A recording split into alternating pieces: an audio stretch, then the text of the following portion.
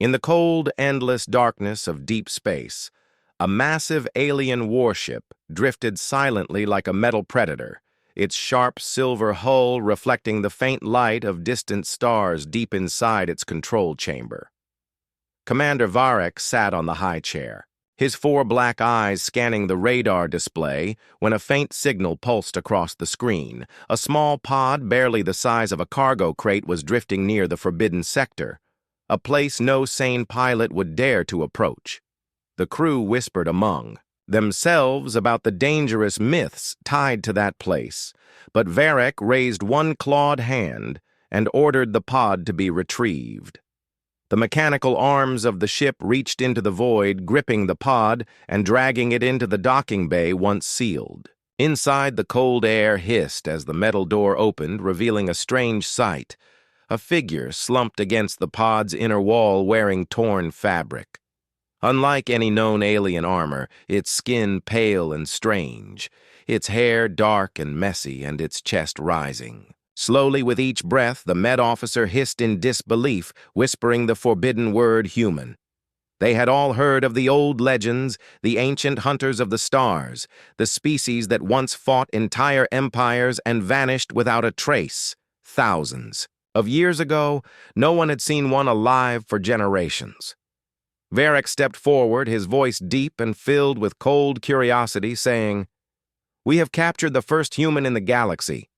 His crew stared at the creature with a mixture of fear and awe as the med officer scanned the body, but the device screeched with static and shut down, unable to read any of its biology. The human's eyes suddenly opened, and they were nothing like the crew expected. Calm, steady, and filled with something dangerous. The kind of look that made predators feel like prey. He didn't move, didn't speak, but the corners of his lips curved upward in a slow, knowing smile that made even the commander's spine tighten with unease. They took him to the holding cell, a transparent force field shimmering around him as guards kept their weapons ready still. The human just sat there, staring at the floor, as if waiting for something. Hours passed, and nothing happened until the lights above flickered for the first time on that ship. Varek ordered an engineer to check the systems, but before the crew could react, the ship's AI voice echoed through the chamber, warning unknown biological signature. Threat level maximum. The med officer stepped into the cell to try again to scan him, and the moment the scanner touched his skin, the human whispered something in a language no one recognized. And then the lights died completely. In that sudden blackness, a scream tore through the silence, sharp, raw, and real. When the lights returned, the med officer was gone. Her tools scattered on the floor, the human still sitting there in the same position, the same calm smile on his face, as if nothing had happened. One of the guards swore under his breath. Another took a step back, his hand shaking while gripping the weapon. Varek moved closer to the force field, his voice low and commanding, asking, "What did you do?" The human tilted his head slightly, his eyes meeting the commander's without blinking. And four. The first time Varek felt the air in the room grow colder, as if invisible eyes were watching from somewhere else. The human's lips moved, slowly shaping words in a tone too soft for the others to hear. But somehow they echoed inside the commander's. "Mind not your prisoner." And then he closed his eyes again, breathing slow and steady. The silence in the control chamber grew heavier as the crew exchanged nervous glances, wondering if they had truly found the galaxy's rarest creature, or if they had just invited something far more dangerous onto their ship, something that had been waiting a very long time to be found. The ship drifted through the black sea of stars, its engines humming low as if the metal giant itself was holding its breath. Deep inside the brig, the human sat unmoving in the glow of the force field, his shadow stretching long across the floor. Two guards stood outside, but neither dared to look him in the eyes. Instead, they kept their gaze fixed on the monitors, trying not to notice how the air around him seemed slightly distorted, as if heat or static bent the space. The alien scientist Dr. Carr arrived, clutching a case of advanced scanning tools, determined to break the mystery. He activated the first device, a floating sphere of light that circled the human, projecting beams over his body. But every time the beam touched his skin, the readings scrambled into meaningless symbols before the device shut itself off. Carr frowned, tried again with a different machine, and this time the sphere cracked in half, spilling fragments onto the floor. The human didn't even flinch. The guards muttered among themselves about old myths of human hunters, stories their ancestors told to frighten hatchlings' tales, of creatures that could slip into your mind without moving an inch. But those were only legends, Carr told himself, and yet his claws twitched with unease as he backed away. Later that cycle, the security feed began recording strange movements in the cell. When the human was clearly sitting still in one frame, he was there in the next. The cell was empty. Then, a blink later, he was back leaning forward slightly, as if closer to the camera than before the crew tried to dismiss it as a glitch, until one of the night guards volunteered to check it himself. He stepped inside the cell, weapon in hand, the force field dropping behind him for a second. There was silence, the human lifting his head to meet the guard's eyes. Then the lights in. The brig flickered, and a deep humming filled the air. The cameras caught nothing but static when the feed returned. The guard was gone, his weapon lying on the floor near the human's feet. Varric arrived moments later demanding answers, but no one could explain the disappearance. No alarms, no sound of struggle, just absence. The ship's AI repeated its warning. Unknown biological signature, threat level maximum. Carr tried to scan again from outside the cell, and this time his instruments recorded something shocking. Not a single biological reading matched any known species. The human's heartbeat was too slow, too strong, and something inside his brain gave off signals far more complex than the ship's computers could decode. Varric ordered double guards and round-the-clock surveillance. But in the quiet hours of the artificial night, crew members swore they could hear faint whispers in the hallways, whispers that seemed to come from the human's cell, though he never moved his lips. Some swore the whispers were in their own language. Others said they heard voices of dead relatives.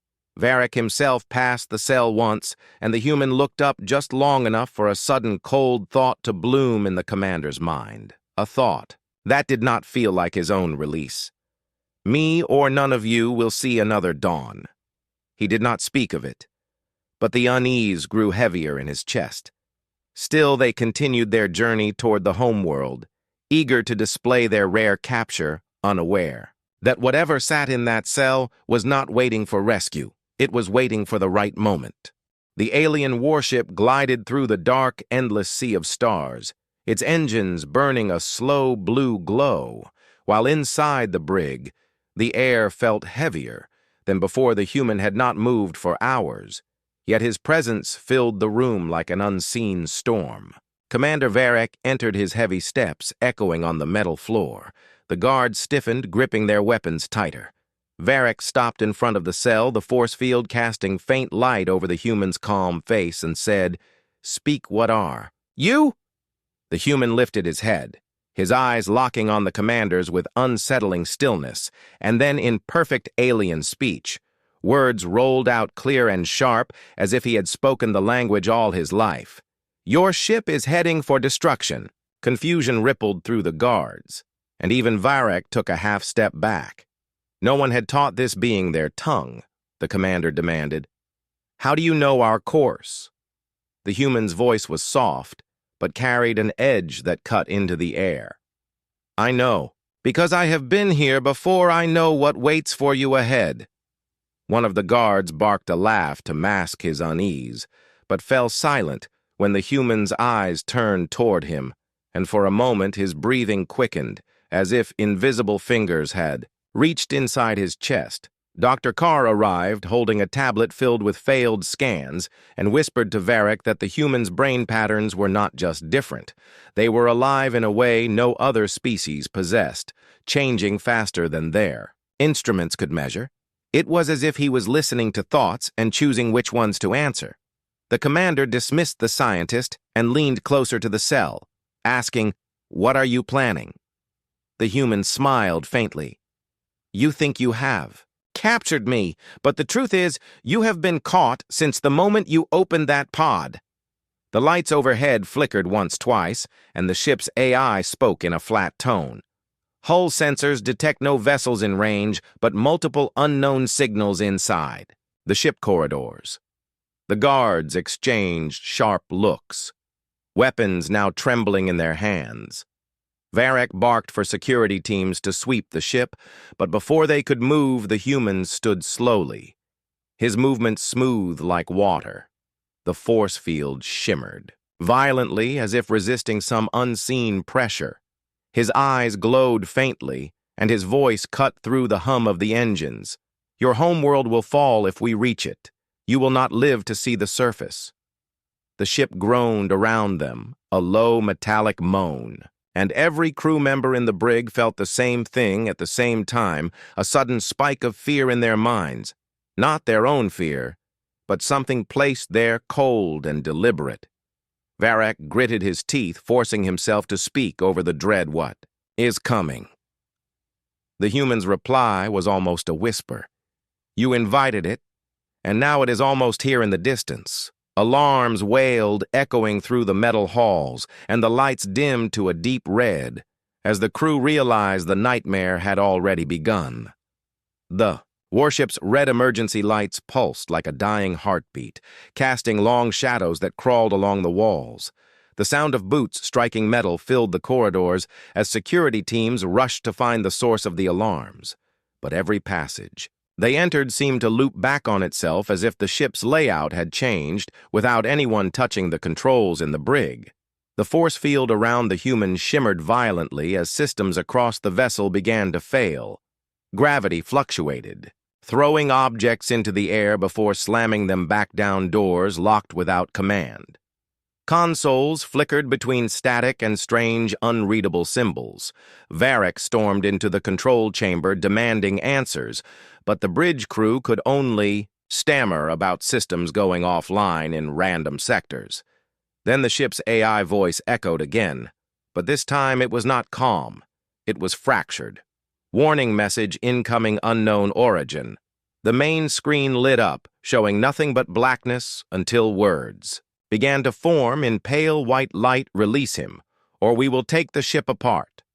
A cold silence gripped the room before one officer dared to ask, "Who is sending this message?"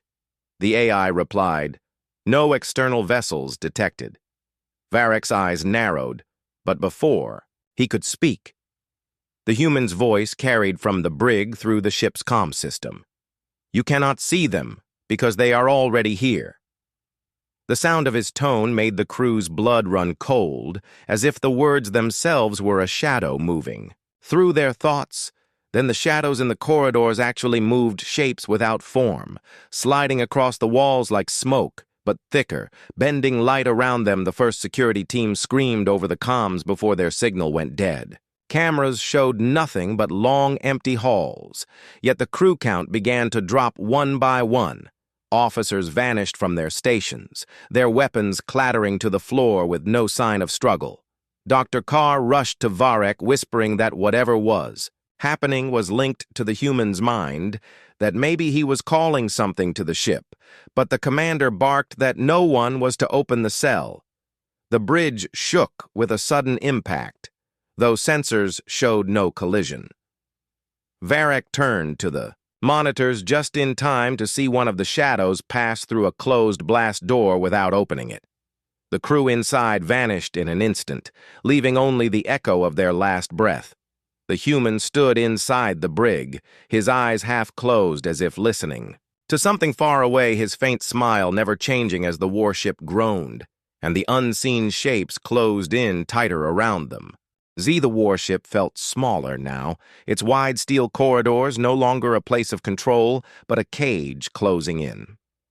The crew moved in silence, afraid to speak, as if their voices might draw the shadows closer in the brig. The human stood motionless, yet every flicker of the light seemed to pull his presence deeper into the minds of those watching him. Commander Varek entered with a rigid posture, but his 4 black eyes betrayed the weight pressing on him. Dr. Carr followed, holding a trembling data pad. Covered in frantic readings, he whispered that the signals from the shadows were not separate life forms, but extensions of a single mind, and that mind was somehow connected to the human Varek demanded answers. And for the first time, the human turned to face him fully, his voice calm and even almost kind. "You believe I am alone because you cannot imagine what we are. My people are not extinct. We left this galaxy long before you learned to walk among the stars. We left because the hunt was over. But when balance is broken, we return." The commander's jaw tightened, his voice hard. "Why are you here?" The human stepped closer to the force field, the glow bending slightly toward him. "I came, because your kind has drawn the wrong attention. You woke." Things that do not forgive. Varek's voice rose then fell when the human's next words slid into his mind without sound. "You didn't capture me. You lured me onto your ship. I needed you to bring me here." Carr took a step back, realizing the truth. The human had not been caught in the pod by accident. He had been waiting. The commander glanced toward the screens, showing empty corridors, and whispered, "Where is my crew?" The human's faint smile widened. "They are gone," before Varek could speak. The lights went black, and the sound came hundreds of footsteps, walking in perfect unison, echoing through the darkness closer and closer, metal vibrating under their weight. The air grew heavier, like the ship was sinking into some unseen ocean shapes, moved in the dark now, not just shadows, but towering forms with glowing eyes. Varek's breath came slow and shallow as he realized nothing in their weapons or technology could stop what was already inside the human's voice, cut through the dark. "The hunt is almost finished." The emergency lights flickered back to life, but the deep red glow only revealed emptiness. The control chamber was silent, every console still active, yet no crew remained. Varek's claws gripped the arm of his chair as he scanned the room, his breath tight. The sound of footsteps echoed from the corridor, growing louder until the human appeared in the doorway. No guards, no force field, just him, walking with a steady, unhurried pace. His eyes held a faint, unnatural glow, and his voice carried a weight that made the air feel thicker. "You thought you had captured the first human in the galaxy," he said, his tone almost gentle. "But what you caught was your last moment alive." Varek rose to his full height, his instinct urging him to attack, yet his muscles refused to obey, as if an invisible hand pressed against his will. The human stepped closer, and behind him, through the corridor's shadows, vast shapes moved, their forms too large to fit the space. Yet they slid effortlessly along the walls, their glowing eyes watching Varek with the patience of predators outside the viewport. The black ocean of space rippled as if reality itself was bending, and then they appeared, an armada of ships, unlike anything the commander had ever seen, their hulls dark and ancient, marked with symbols older than his species, their sheer size dwarfing his warship. The human stopped only a step away, his presence filling every corner of the chamber. "The hunt is over," he whispered, and in that instant Varek felt the shadows pass through him, cold and endless, like falling into a void. He gasped, but no air came. The red lights faded. The sound of the engines died, and the alien warship drifted silently in the dark hours later. Far away from the lifeless vessel, a single figure stepped onto the deck of one of the colossal human ships, his silhouette framed by the glow of ancient metal. He looked back once into the stars and murmured in a voice almost lost to the vacuum, "Hunt completed."